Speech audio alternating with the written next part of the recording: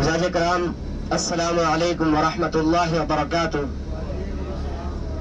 جس جگہ پہ ہماری گاڑی سیدھی ہو رہی ہے، یہ جو آپ روڈ دیکھ رہے ہیں، اسی جگہ پر نالا بنایا گیا، نہر بنائی گئی تھی۔ کتنا نالا اور نہر، اور حضرات کرام 20 فٹ گہری اور 20 فٹ چوڑی یہ نہر بنائی گئی تھی، اور ہمارے الٹے ہاتھ کے اوپر سارے کافر تھے، مشرکین مکہ تھے، اور حجاج کرام ہمارے سیدھے ہاتھ کے اوپر یہاں پر صحابہ اکرام تھے، اور مدینہ پاک کا دفاع فرمایا تھا۔ کیا فرمایا تھا؟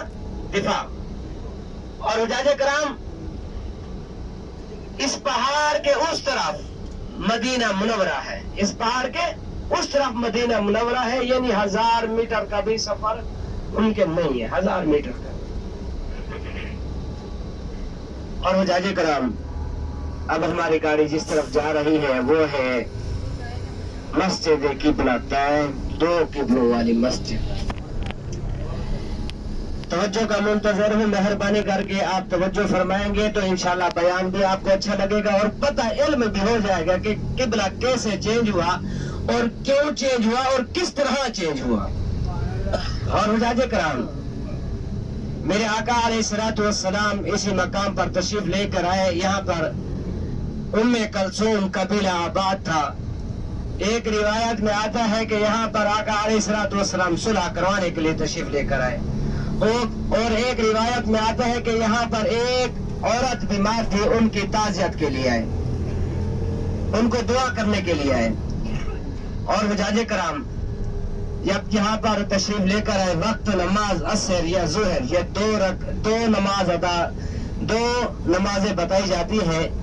اور حجاج کرام آپ کی خدمت میں عرض کرتا چلو، جب یہاں پر نماز ادا کی گئی مسجد قبلہ تین والی جگہ پر، اور میرے آقا علیہ الصلوۃ والسلام جب بھی نماز ادا فرماتے بیت المقدس کی طرف، بیت المقدس کی طرف جو ہمارا پہلا اول قبلہ تھا، تو دل کے اندر دعا فرماتے یا اللہ ہمارا قبلہ چینج فرما۔ تو حجاج کرام وہ وقت بھی آ گیا جب قبلہ چینج ہونا تھا۔ میرے آقا علیہ الصلوۃ والسلام نماز ادا فرما رہے تھے، پہلی 2 رکعت بیت المقدس کی طرف ادا فرمائی، دوسری 2 رکعت بیت اللہ شریف کی طرف ادا فرمائی جو آج ہمارا قبلہ ہے۔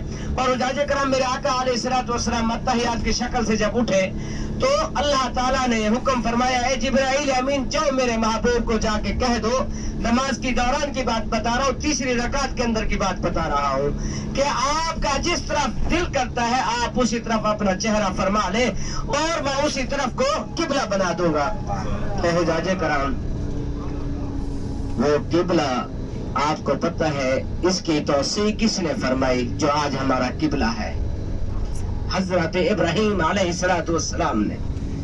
تو حجاج کرام میرے آقا علیہ الصلوۃ والسلام نے تیسری رکعت کے اندر گھوم گئے، اور جو پہلی صف تھی وہ آخری ہو گئی، جو آخری صف تھی وہ پہلی ہو گئی۔ اسی طرح یہاں پر قبلہ چینج ہوا، جیسا کہ آپ کا چہرہ میری طرف ہے اور میرا چہرہ آپ کی طرف ہے، اب اپوزٹ ہو گیا۔ اور حجاج کرام اسی طرح یہاں پر قبلہ چینج ہوا، اور یہاں سے آپ نے کچھ تبرکات لے کر جانے ہیں۔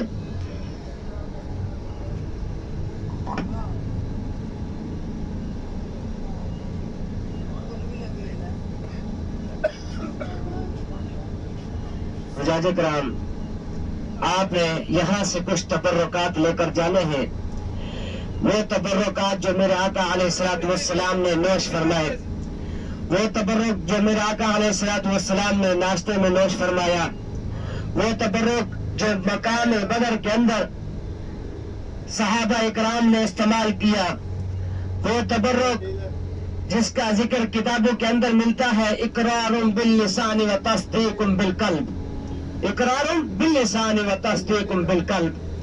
اور حجاج کرام آپ اپنے الٹے ہاتھ پہ توجہ کیجئے، سب کے سب الٹے ہاتھ پہ کے سامنے مسجد نظر آ رہی ہے، اور اس کے گنبد بھی 2 ہے۔ بنانے والے نے بھی کمال بنایا ہے اس دور کے اندر، گنبد بھی اس کے 2 ہے، اور اشارہ کرتا ہے کہ پہلا قبلہ ہمارا کس طرف تھا اور دوسرا قبلہ کس طرف تھا۔ اور حجاج کرام توجہ کیجئے, مہربانی کیجئے میری بہنیں, میرے پیارے بھائی جان, تمام حجاج توجہ کریں. اور حجاج کرام جو پہلا ہمارا قبلہ تھا, جو اس طرف گنبد ہے, اس گنبد کے اوپر ایک بھی پرندہ نہیں بیٹھتا. یہ اللہ تعالیٰ کی قدرت ہے. اور جو آج ہمارا قبلہ ہے, جس طرف گنبد ہے جو آج ہمارا قبلہ ہے, اسی طرف کبوتر بھی بیٹھتے ہیں اور ہم نماز بھی ادا اسی طرف کرتے ہیں. یہ میں نے سمجھایا ہے کبوتروں کو یا پرندوں کو, نہ آپ نے سمجھایا ہے نہ میں نے سمجھایا ہے, یہ اللہ تعالیٰ کی قدرت ہے. اور حجاج کرام یہ اسی طرح جیسے کہ آپ کی خدمت میں عرض کر رہا تھا کہ پہلی صف آخری ہو گئی, آخری صف پہلی ہو گئی. اسی طرح یہاں پر قبلہ چینج ہوئی ہے. تمام آپ دیکھ سکتے ہیں کہ توسیع کا کام چل رہا ہے. یہ مسجد قبلہ تین والی جگہ یہاں پر بن رہی ہے. اور حجاج کرام انشاءاللہ جب آپ اگلی بار اللہ تعالیٰ آپ کو لے کر آئے اور محبوب کے صدقے, ان کے دعاؤں کے صدقے انشاءاللہ پھر تشریف لے کر آئے, انشاءاللہ یہ مسجد میں آپ کو اتارا جائے گا. اور حجاج کرام جیسا کہ میں آپ کی خدمت میں عرض کر رہا تھا کہ یہاں سے آپ نے کچھ تبرکات لے کر جانا ہے. پہلا تبرک جو مدینہ منورہ کا ہے, اور حجاج کرام وہ یہ ہے کہ میرے آقا علیہ الصلوۃ والسلام کا فرمان عالی شان ہے کہ اے بندہ, جو شخص اجلا کھجور کے 7 دانے نہار منہ کھا لے صبح اٹھ کر, اور اس بندے کے اوپر نہ زہر کا اثر ہوتا ہے نہ جادو کا اثر ہوتا ہے. یہ ہے اجلا کھجور کی فضیلت. یقین بڑی بات ہے, یقین بڑی بات ہے, یقین.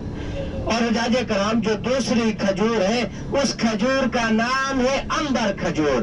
اور حجاج کرام وہ کوئی عام کھجور نہیں ہے. مسجد قباء کے ساتھ جو باغ آپ نے دیکھے ہیں حضرت سلمان فارسی رضی اللہ تعالی عنہ کا, اور بیر غر اسی کنویں کے اندر, اسی جگہ کے اندر وہ کنواں موجود ہے. اور حجاج کرام اسی کے اوپر بیٹھ کر میرے آقا علیہ الصلوۃ والسلام عنبر کھجور کا ناشتہ فرمایا کرتے تھے. موٹی کھجور ہے اور انگلی سے بھی زیادہ موٹی کھجور ہے, لمبی کھجور ہے, اس کا نام ہے عنبر. اور حجاج کرام یہ 2 تبرک مدینے کے ہیں, اور ایک تبرک یمن کا ہے اور ایک تبرک بدر کا ہے. اور حجاج کرام جنگ بدر تو آپ کو معلوم ہے, وہاں پر صحابہ کرام شہید ہوئے, اور وہاں پر صحابہ کرام نے تلوار بازی کی, اور وہاں پر صحابہ کرام کے پاس تلواریں کتنی تھی, اور وہاں پر جو کافروں کی تعداد تھی وہ کتنی تھی, اور صحابہ اکرام کی جو تعداد تھی وہ بھی آپ کی خدمت میں عرض کرتا چلو 313 صحابہ اکرام تھے, اور وہاں پر 1000 کی تعداد میں کافر تھے. اور تلواریں کتنی, 3 تلواریں صحابہ اکرام کے پاس تھی, وہ بھی زنگ لگی ہوئی. اور حجاج کرام جبل ملائکہ فرشتے اتارے گئے تھے مسلمانوں کی مدد کرنے کے لیے. کس کے لیے؟ مدد کرنے کے لیے. آپ کو تو بدر کا پتہ ہی نہیں ہے کہ وہاں پر فرشتے کیوں اتارے گئے, اور پہاڑ وہاں پر ریت کا, پتھر کا پہاڑ تھا, ریت کا ہو گیا. اور حجاج کرام یہ فرشتوں کا نور تھا. اور اسی طرح جب وہاں پر جنگ لڑی گئی اور صحابہ اکرام زخمی ہوئے, تو حجاج کرام وہاں پر ایک پودا آج بھی پتھروں کے اندر موجود ہے, اور حجاج کرام وہ صحابہ اکرام نے استعمال کیا.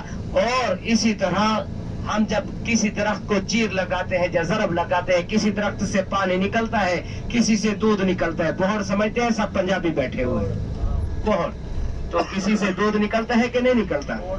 کیکر کے درخت کے اندر سے چیوڑ نکلتا ہے. تو حجاج کرام جب صحابہ کرام نے تابعین نے جب ضربے لگائی اور استعمال کیا, تو اندر سے کیا نکلتا ہے؟ تیل نکلتا ہے مٹی کلر کا. کیا نکلتا ہے؟ تیل نکلتا ہے, اسے کہتے ہیں بلیسان, اور درخت کا نام ہی بلیسان ہے. اور حجاج کرام مختصر کرتا ہوں, یہ بے اولاد کے لیے اور تندرستی کے لیے, جوڑوں کے درد کے لیے, شوگر, دمہ, دگ کے لیے, اور حجاج کرام یہ بہت ہی عمدہ چیز ہے. یقین کے ساتھ میرے ساتھ موجود ہے. اور الاسمت سرما, یہ کوئی عام سرما نہیں ہے. اور حجاج کرام یہ کالا سرما, الاسمت سرما, یہ یمن کا سرما ہے. اور میرے آقا علیہ الصلوۃ والسلام نے اس کو استعمال فرمایا ہے. اور حجاج کرام سرما استعمال کرنا سنت مبارکہ ہے. اور یہ کوئی عام سرما, میں آج بھی بتا رہا ہوں کہ یہ عام سرما نہیں ہے, یہ یمن کا سرما ہے. اور یہاں پر مفتی حضرات پیک کرتے ہیں اور ادھر سے ہی منگاتے ہیں.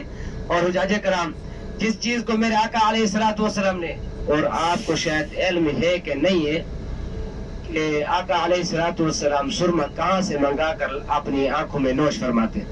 अपनी आंखों में लगाया करते थे, यमन का सुरमा। और हम सबको पता है कि आका अलैहिस्सलाम सुरमा तो लगाया करते थे, लेकिन ये पता नहीं है कि कहाँ का लगाया करते थे। यमन का सुरमा लगाया करते थे। और हुज्जाज कराम, ये मेरे पास आज भी मौजूद है, और बिलिसान की 3 बोतल 50 रियाल की है। ये कोर्स होता है, ऊपर लिखा हुआ भी है। और हुज्जाज कराम, जो बूढ़े हजरात हैं, जो मर्द हजरात हैं, पट्टों की कमजोरी के लिए और हाथ कांपते हैं, उनको आप मालिश करें और पिए। सर्दी ज्यादा लगती है और आपको जो है ना, आपके जोड़ों का दर्द खुलता नहीं है, तो हुज्जाज कराम उसके लिए आप इस्तेमाल करें। और बे औलाद के लिए दूध के अंदर 3 कतरे डालकर, बशर्त ये है कि दूध गर्म होना चाहिए, बशर्त ये है कि दूध गर्म होना चाहिए। और हुज्जाज कराम, ये बुजुर्गों के लिए तोहफा है। क्या है? और अंदर के जो जख्म है, बाहर के जो जख्म है, आप उनके ऊपर लगाएं। इंशाअल्लाह आपको 2 दिन के अंदर इसका पता चल जाएगा, इसका इल्म आपको हासिल हो जाएगा कि ये क्या चीज है। बहुत ही उम्दा चीज है। और हुज्जाज कराम, जिसकी निस्बत में आपकी खिदमत में अर्ज कर रहा था कि जिसकी निस्बत सहाबा इकराम के साथ हो वो आला ही आला है, और जिसकी निस्बत कुरान के साथ हो वो आला ही आला है। और सुरमा कुर्बान जवाब सुरमे पर जिसकी निस्बत मेरे आका अलैहिस्सलाम के साथ है। और हुज्जाज कराम, मैं आपकी खिदमत में पेश करता हूँ 3 दाना सुरमा, ये 10 रियाल का है। और हुज्जाज कराम, 3 दाना बिलिसान रोगन, ये 50 रियाल का है, और 1 20 रियाल का है। और 1 दाना सुरमा 5 रियाल का है। और जिस भाई बहन को तबर्रुक के तौर पर चाहिए, मैं आपकी खिदमत में अर्ज करता चलो, रोजी रिज़्क़ देने वाला मेरा अल्लाह है।